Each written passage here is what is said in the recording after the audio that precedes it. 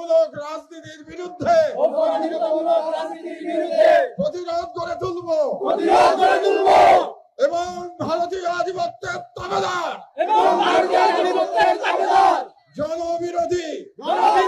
ও রাষ্ট্রের স্বার্থ বিরোধী শক্তি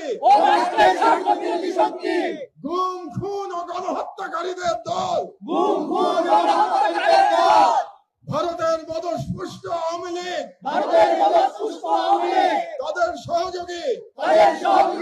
তাদের পক্ষে বয়ান উৎপাদনকারী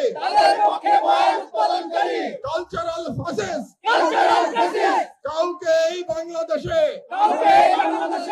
অপরাজনীতি করতে দেব না